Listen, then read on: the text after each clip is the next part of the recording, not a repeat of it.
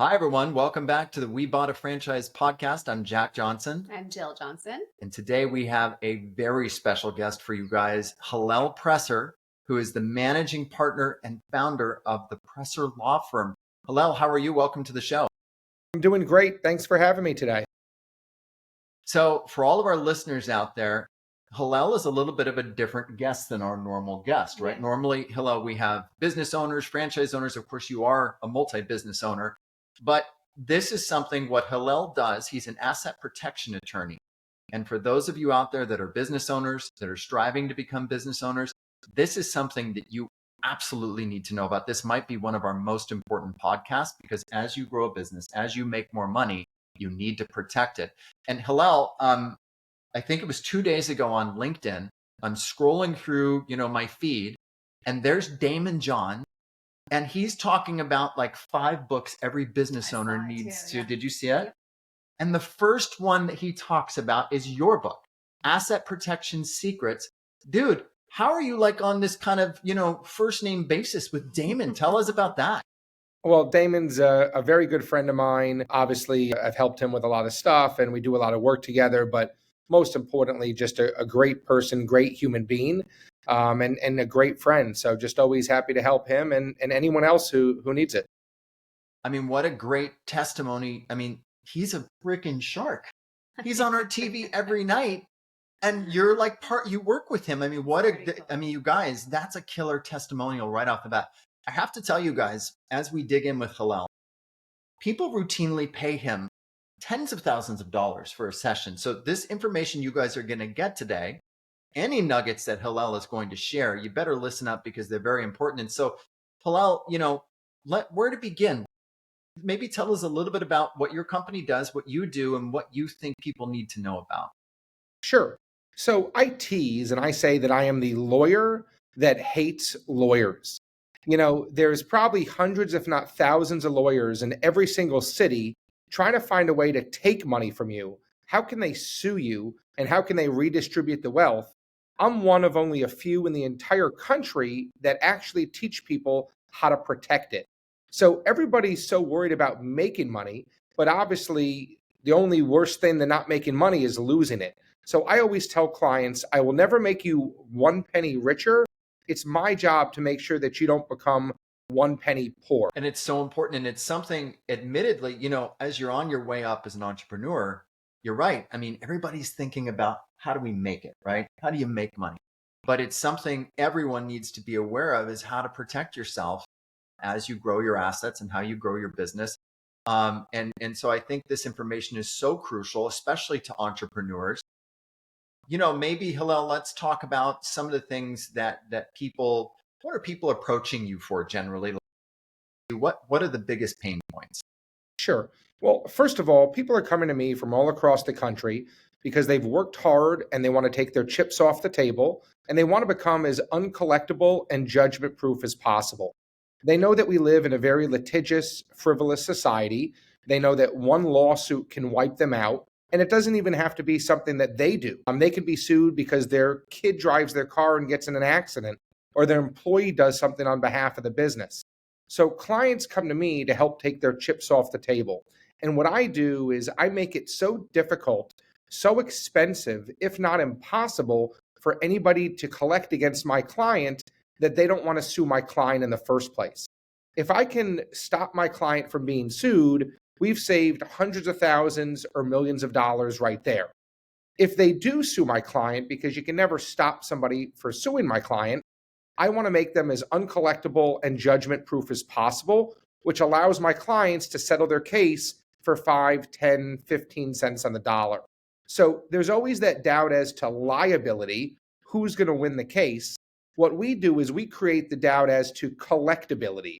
We tell them that even if you win the case, which we don't think you will, my client is uncollectible and judgment proof, and you can spend the next 5 or 10 years finding that out yourself or going after them, or we can settle right now. And we've been able to settle $20 million lawsuits for $250,000, $5 million judgments for $500,000, not because my clients won the case, but because my clients made it difficult and expensive to collect against them. That's a really good point. So it's very interesting, the things that you're saying. I was curious to see Hillel, and maybe you could talk about this. Like, for example, in our own state, Hillel lives in Florida just like we do. Some of the protections that Homestead provides to homeowners, frankly, it's amazing. I don't know that all states have this kind of protection. Absolutely. And I'll tell you, first of all, I love what you guys do. So thank you. I love the franchise industry. It is tough. Obviously, I know in franchise, they say it's not if you get sued, it's when you get sued. Yeah. But I love the franchise industry. So thank you for what you're doing. I find it fascinating. What you're talking, I actually call, and I have a name for it, I call it jurisdiction shopping. So just like you go to the mall and you shop for a jacket, just like people pick a state based on taxes, people pick a state based on what assets are protected. So living in Florida, I joke and I tease, it's a great place to live if you want to be a debtor.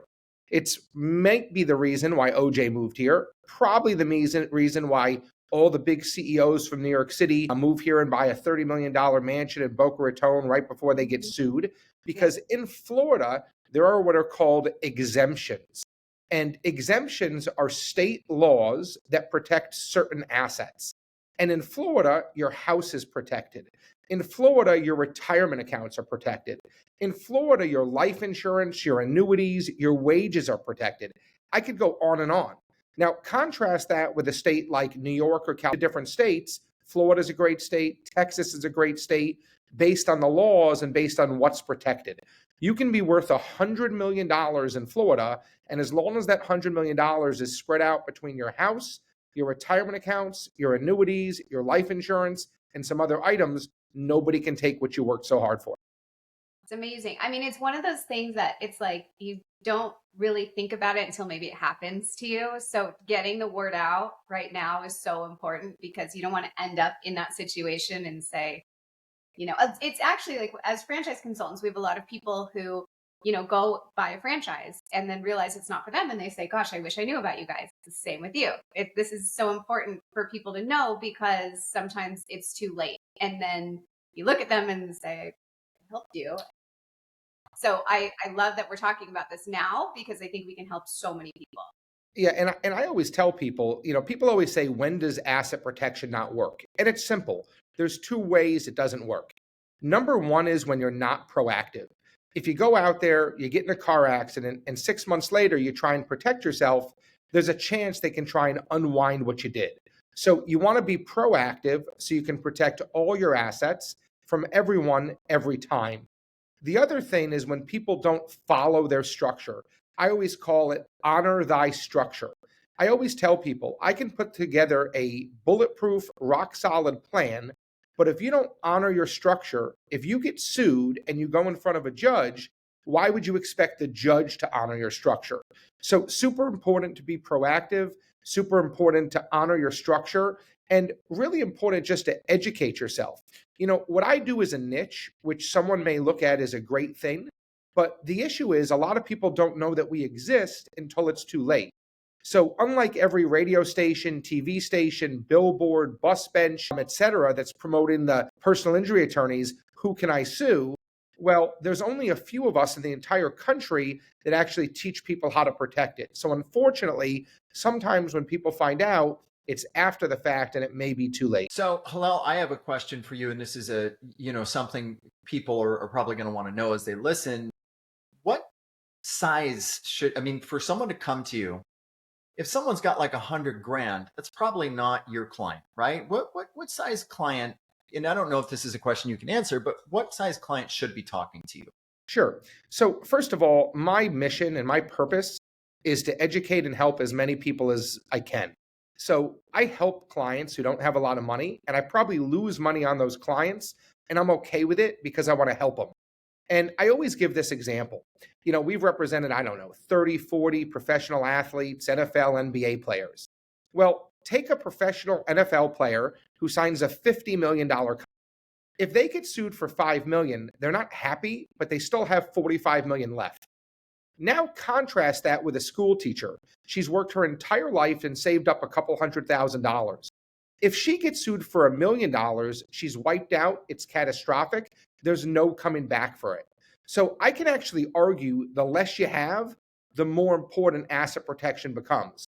Now, obviously, I'm not going to use the same strategies and tools and techniques for the school teacher with $200,000 as I would for the football player with 45 million. You have to do an opportunity, cost benefit analysis, but anybody who has anything that they don't want to lose should protect themselves. And there's a lot of things that don't cost money that you can do. Just like one of the examples that we spoke about were the exemptions. So somebody, just based on what state they live in, if they have $100,000, maybe by investing that in a certain asset class, whether it be life insurance, annuities, retirement accounts, et cetera, just by doing that, they can protect themselves and they don't need to pay one penny to do that. Amazing. Awesome. That's great information. That's really good.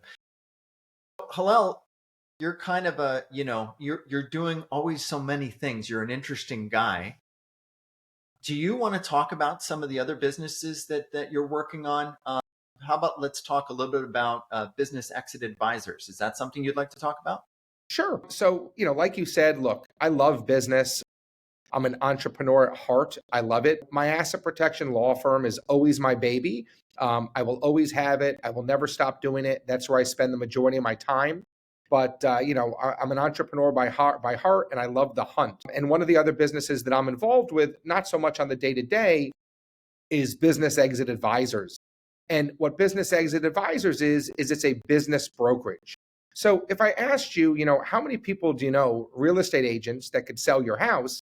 The problem is you know too many. If you give it to your friend, your sister gets mad. If you give it to your sister, your cousin gets mad.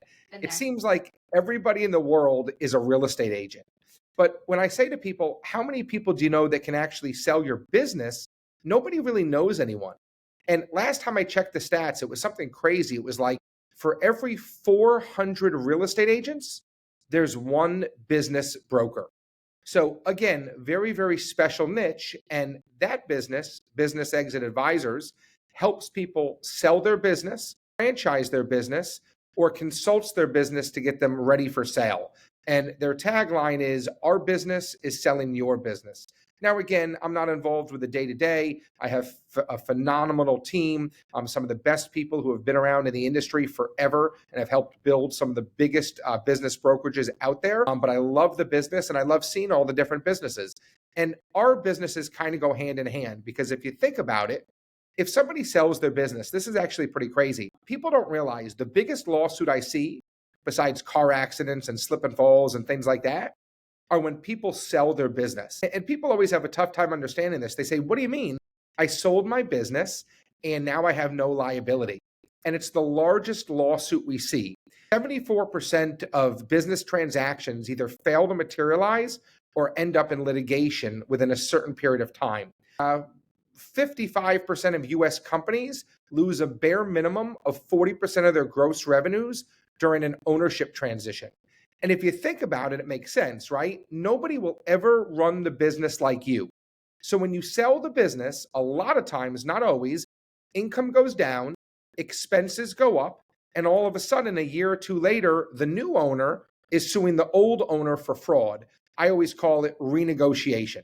So I always tell my business owner clients, whether they're through the business brokerage or not, the minute you sell your business, you get those chips off the table, because you never know if there's going to be a clawback. Yeah. That's a really, really good point. And when we counsel our clients to think about selling their business, or they come to us and they say, listen, it's not for me, we often advise them to look at it like selling your home. When you go to sell your house, you want to make sure that thing looks great, right? You've got to get it ready for showings. You want to make sure when people walk in, they say, man, this house is amazing. I've got to have it. If you didn't do that, people are going to walk in and say, man, this is dumb. I'm never going to buy it. Right. I mean, you have your fixer-uppers that think that they can come in and they love the business and they think they can come in and fix it up. But there's a lot of issues with that. Well, and it's another reason why when we're advising people on how they should build their franchise, the aiming point, and this is a hard thing for entrepreneurs to hear, because we all want to be special. We all want to be the stars. But ultimately, you should build your business to run without you. Ultimately, if you can build a business to where it does not need your daily intervention, you've done a fabulous thing. Mm-hmm. Because the owners, what happens is, if the owners are too involved in the business, if they are too attached to the employees, The minute that business sells, half the team quits. You're right. The revenue goes down. So you want that thing to be as good as possible when you go to sell it. And then, Hillel, an interesting thing happens. All of a sudden, you've built your business back up. Someone's ready to buy it. And you're like, wait a second. I mean, yeah, you could say the same with the house too. You remodel your house to sell it, and then you're like, wait, this is gorgeous. Like, why am I leaving? So yeah, it does happen, but it is a good strategy. And I totally agree with you. You know, a lot of people who think they have businesses, and listen, I'm not excluded by any means. It's always easy to say something. It's much tougher to do something. But a lot of people who think they have businesses, they don't have businesses. They may make a lot of money, but they may just be getting paid very, very highly for their time. So if they're involved in the business and it can't run without them, there's an issue. And, you know, to your other comment, I've been involved in billion-dollar business transactions where at the last minute, the owner decided he didn't want to sell. And instead of a third party coming in and buying out, call it the 2 or 3 partners, 1 or 2 partners say, nope, I want to stay. And either they buy out the business or they buy it with the buyer and only some of the owners leave. Because, you know, again, people, you know, they work their business up to sell it, but they wake up the next day and all of a sudden they have no purpose. Right. So something that we'll do at Business Exit Advisors is not just sell your business, get your business ready for sale, franchise your business, protect the proceeds, but what's your purpose after the sale? You know, you could have an exit. I don't care if it's for a huge number, $300 million. But when you wake up on Monday and you have nothing to do, you may feel like you're at your lowest point, even though you just sold the business last week. Yeah. So that's a really good point in franchising, because the thing that makes a franchise special ultimately is the hustle of the franchise owner. I mean, and Jill and I invested in our Pinks franchise because you're right, as franchise consultants, we're just glorified salespeople. I mean, everything we make is what we do. I mean, we're here to counsel clients and share our knowledge, but the business can't run without us. Yeah, it's us. The business is us. It's us. Right. So even if on paper, I could show you a great looking P&L, you'd never pay me what I think the business is worth, because Jill and I are the ones that make it go. And that's where ultimately we knew we had to buy the Pinks franchise, because like we need a business that ultimately can run without us. Yeah, and as you know, I love that Pinks franchise business. I think it's genius. I think it's brilliant. I see your trucks all over, the city doing great work and great jobs. So phenomenal. I mean, you guys got to that. I remember even talking to you about it, and it was after you guys did it. And I was like, man, I wish I was involved in that. But, you said it right, which is you got to have the fire in the belly. It's not about the kill. It's about the hunt. Making money is just the scorecard. It just shows you that you did it right. A real business owner, a real entrepreneur has to love what they do. I always love the quote. Somebody asked me to, donate to a school that I donated a bunch of money to. And for me, it's like I need to have a connection. I need to have an emotional. And they said, hey, can you just donate, X room? And I said, no, because X room means nothing to me. And, I looked at and I had donated the fashion classroom because my wife was into fashion, and I had made a donation with my partner because it was special for me and my partner. And I looked at the plans, and, there was nothing really that I had an emotional connection to. And I said to them, I said, I have an idea. I said, I would like to donate all of your elevators. And they said to me, our elevators, we're not even looking for a donation for the elevators. I said, I'd like to write a check for the elevators, because in my mind, it was a business school. The elevator went from the bottom floor to the top floor. And I said, I'd like to put a quote in each elevator. And one of the quotes I put in there is, if you love what you do, you'll never work a day in your life. So you got to have that fire in the belly. You got to love business. Otherwise, you'll never be successful. You got to eat, breathe, and sleep it. Yeah, I mean, you're 100% right. Mm-hmm. I mean, you got to, business ownership can be one of the most rewarding things. Absolutely. I mean, don't you think, Well, yeah, I mean, because we both had our corporate jobs, and that's ultimately why we started Franchise Insiders, because we were working for other people and we didn't have that fire. We just didn't want to, we did our job, but we were frustrated because we were doing so well. And then, no reward. So we said we need to do something for ourselves. And since we started it, it's just been amazing, because it definitely feels like work. Don't get me wrong sometimes, but it's our baby. It's our business. So when one of us or Jack has to take a phone call on a Saturday or late at night to talk to a client, he's happy to do it. And I'm never annoyed when that happens, because and I think it doesn't feel I think that when you have your wins, without those losses, without the hard work, the wins don't feel as good. And I've had the opportunity to meet some of your clients, and I see the smiles on their faces, and I see how much you've helped them, which is why I love what you guys do. And it's similar with me. When I go to work every day, I get up and I say, what I want to do is I want to go to work, I want to have fun, I want to help people, and I want to make money. And if I can't do those things, I might as well stay home. Yeah. Yeah, I think that's really well said. I mean, I've always said the first 5 months of Franchise Insiders, we made nothing, zero. But when I look back on it, I don't remember the fear. I remember the excitement. I remember that, hey, we're finally building something. We're finally doing it. And I still look at it as one of my most favorite times in our life, because we finally had control. We weren't sitting and traveling on airplanes for other people. Other people weren't determining our time. If we wanted to try something for the business, we could. Right. We didn't have to ask permission or do anything. It was our decision. So if we failed fast and we moved forward. Right. And when we found something that worked, we applauded ourselves because it was, our idea and something that we tried. So much more fulfilling too. And look, Rome wasn't built in a day. Little drops fill the buckets. You got to crawl before you walk. You got to walk before you run. And it's the same thing I tell people with asset protection. I tell them, number one, just educate yourself. Know that there's something that you can do. Whether you choose to do something or not, who cares? Number one, educate yourself and know there's something you can do. Number two, inventory your wealth. Okay? People have way more than they think they do. When I ask people what they have, they mention the cash, they mention, the business, they mention the real estate. But what about a potential inheritance? What about crypto? Did you loan somebody money? The money owed to you is an asset. What about the phone number and domain name to your business? That's an asset. How would you like it if a creditor took it and pointed it to someone else? So I always tell people, educate yourself and inventory your wealth. After that, you can pick one asset. You don't need to do everything. What's my largest asset? Okay, it's my business.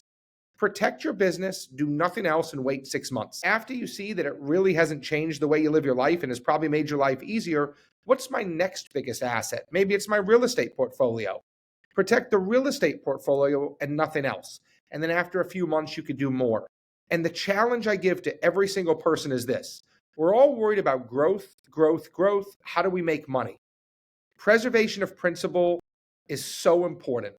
I tell them for every 60 minutes you spend making money, stop and spend 60 seconds thinking about how to protect it. That's great. And again, Hillel, until I met you, I'll be completely honest, I didn't spend any time thinking about it because, it's like a whole new mindset. Yeah. And not only that, we get misconceptions. Every day at my office, somebody walks in and they have a revocable living trust.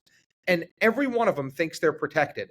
And I have to explain to them that a revocable living trust gives you 0% asset protection. You are 100% unprotected. A revocable living trust is a great estate planning tool for when you die. It does nothing for you to protect yourself while you're alive. So I have people who walk in every day who even think they're protected because they have a trust, but the trust gives them 0% protection. Interesting. So is it then an irrevocable trust that provides greater protection? So the answer is yes, but that doesn't mean you always want to use an irrevocable trust. So the great thing about an irrevocable trust is it can help you with estate tax planning, and also it really helps you with asset protection. The problem with an irrevocable trust is it's irrevocable.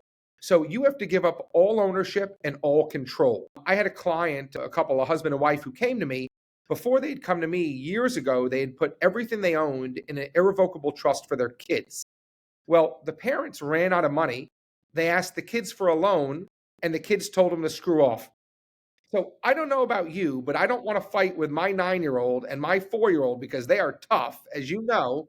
I don't want to fight with them over pizza and McDonald's money.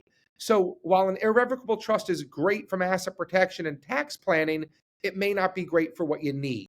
So there's dozens and dozens of other things, LLCs, limited partnerships. I mean, we could talk for hours on any one of these items that might be a happy medium to the revocable trust versus the irrevocable trust. So, I mean, and all of this is so great. Again, I think our audience is made up of, like I said, business owners of all shapes and sizes and people who want to be business owners. And like for me, thinking about this for our clients, this is something for all of you. Like as you are putting your vision on the wall of where you want your company to go, like Hillel says, you're focused on revenue, also protect yourself. And so I think that's where Hillel, someone being able to reach out to you and speak to you about how your firm can potentially help them.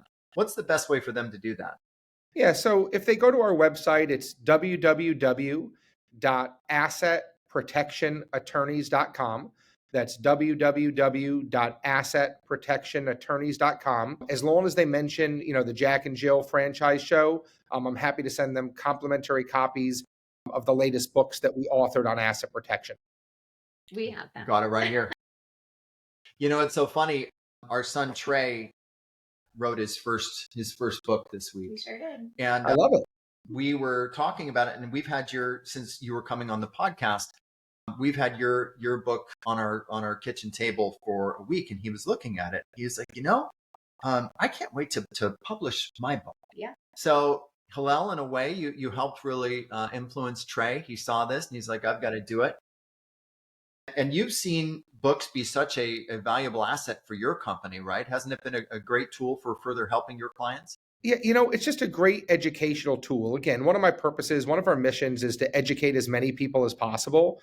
And there's no better way to do it, and I'm old school, than a book. And of course, we do the audio books and the ebooks and all that. But think about the pleasure, right? I get to educate so much of the population that I'll never even see, which, just makes me feel great. Yeah. And then think about the people who actually come to sit down to me. They come in and they say, hey, I read on page 87, here's something that we can do with my assets. And it's so great because they make them an educated customer.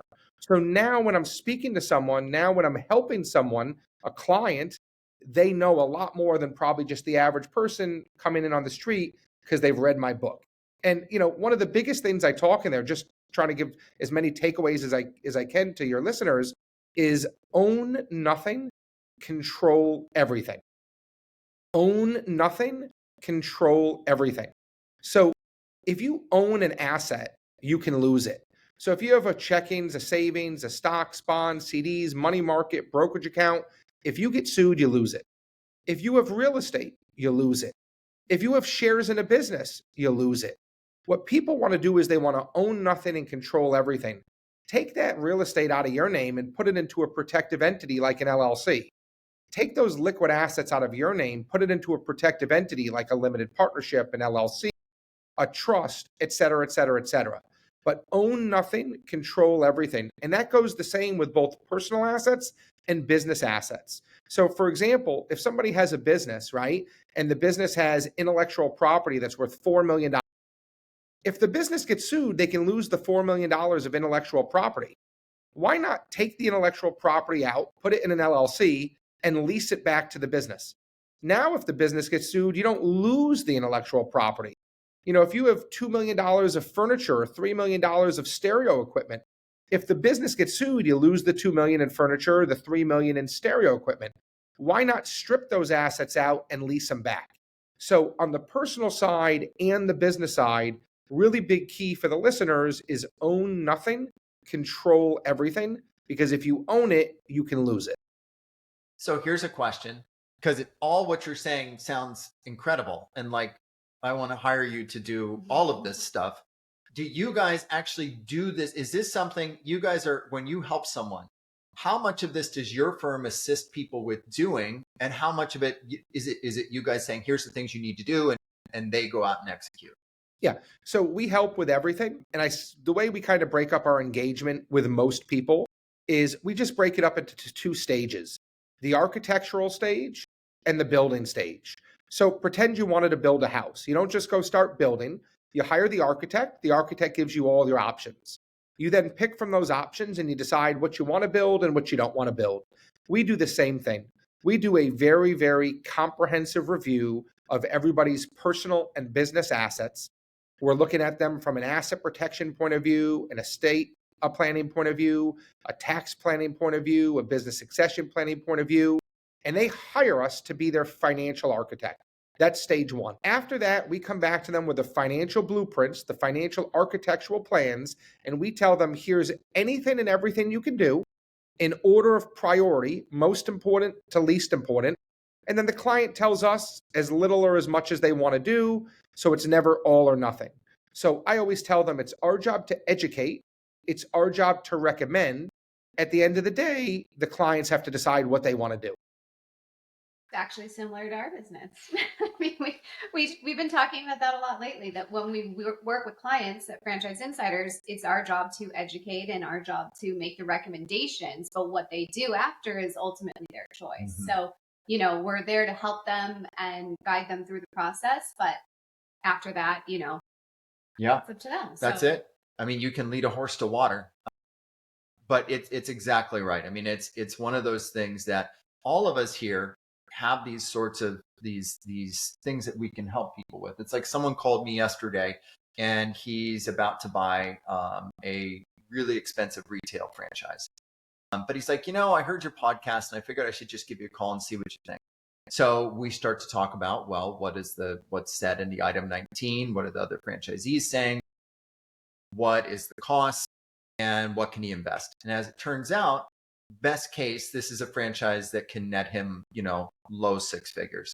And he's going to spend $1 million. And I said, listen, you can do a lot more for your money, and you could potentially make a lot more on half of that investment.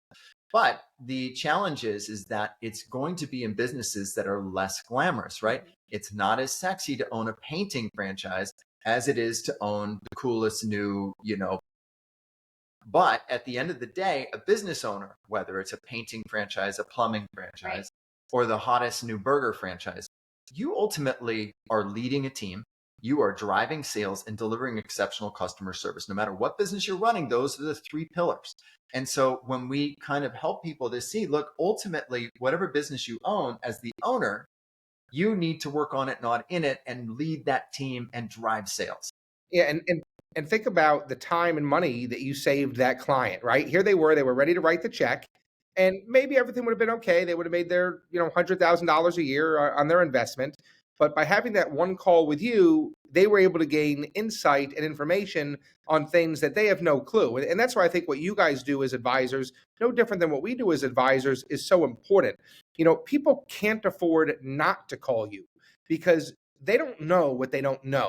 So the 5, the 6, the 700 franchises, all the franchises in the industry, what language should be there, shouldn't be there, where people get tricked up, and nothing can beat experience. And I can't tell you, there's been times before where someone came to me, they didn't want to hire me. That's okay. They don't need to. They went out there, they tried to do it on their own. They came back. It cost them twice as much because now I need to fix everything that they did and then do the correct plan. So that architecting, that advising, when people call you, when people call me, it's even more important than the building. Once you have the plans, at least you can argue maybe anybody could build it. Who knows if they build it right with the right clauses? But, that one phone call, who knows, that could have saved that guy, $1 million and, 6 years of opportunity cost. Easy. I mean, and it's just understanding fundamentally how franchises work. Now, the other thing, Hillel, that's interesting is that you can take that same painting franchise, and one guy's out there building 20 units to a mega business, and another guy's out there doing nothing. And it's the same franchise, it's the same support, it's the same marketing. But there again is where the art of what a franchise consultant does is we need to understand who our clients are and make recommendations accordingly. Again, it's up to them. So It's like, this is where no matter what it is, all of us can give great advice, but it is up to the client, the franchise owner, your clients to execute the game plan accordingly. Well, you know what they say. I mean, normally when there's an incident, it's pilot error, right? Yeah. So, I mean, if you have, a franchise that has 100 different franchisees and they're all doing phenomenal, and then one guy's not, look, it could be something. It could be it was a bad choice of location.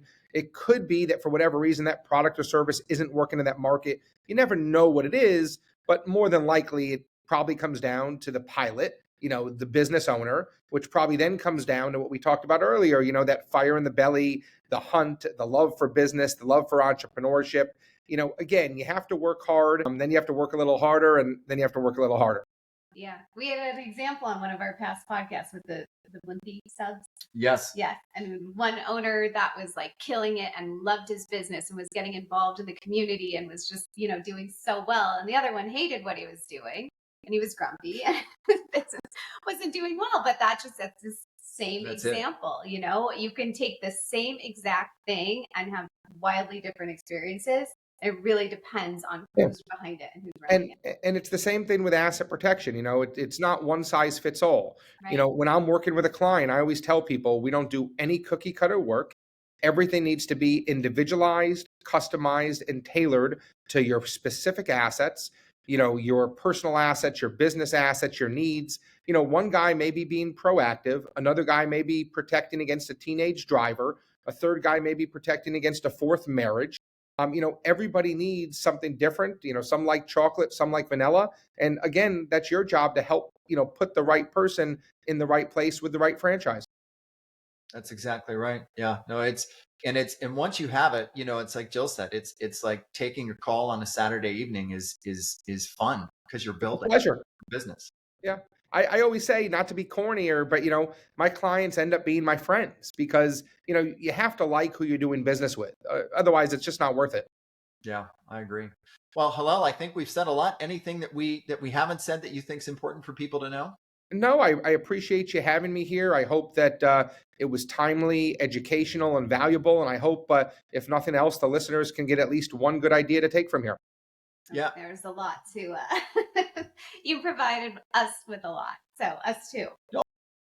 Again, I want to emphasize, what we said at the beginning of the podcast. I mean, look at the testimonial, look at who is mentioning Hillel's book. And if you go to his website, you can get a complimentary copy if you mention that you found us on the We Bought a Franchise podcast.